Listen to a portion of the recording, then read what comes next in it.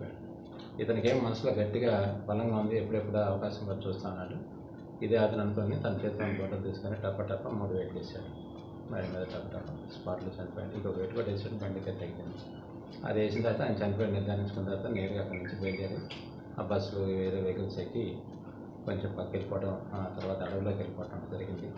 ఈ విషయం మన వాళ్ళు అక్కడి నుంచి చిన్న రావటం, మా పోలీసు వాళ్ళు కూడా గ్రామ విజిట్తో వాళ్ళకి తెలియపరచడం, ఇమ్మీడియట్గా మా సిఐ సురేష్ గారు, అదేవిధంగా సత్యనారాయణ వాళ్ళ ఎస్ఐ గారు, మరి సర్కిల్లో ఉన్నటువంటి పటాక్ గారు, ముఖ్యంగా రాజశేఖర్ వీళ్ళందరికీ కలెక్ట్ చేయడం, మా ఆఫీసర్ తెలియపరచడం, మా మేడం గారి ఉత్తర్వుల ప్రకారం కొంచెం అతను ఎటైనా పట్టుకోవాలని టీంలు ఏర్పాటు చేసి జాగ్రత్తగా చేసి అతని యొక్క వేరే టెక్నికల్ నాలెడ్జ్ ఉపయోగించి అతన్ని పట్టుకోవడం జరిగింది.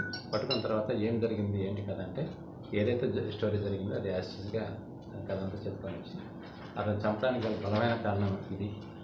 ఒకటి, మొదట తను సహచర్యం చేసినట్టు ఆయన్ని ఉండటం.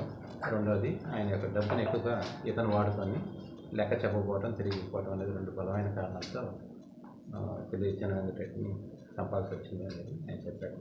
ఆ విధంగా ఈరోజు సాయంకాలం అతను అరెస్ట్ చేయడం జరిగింది.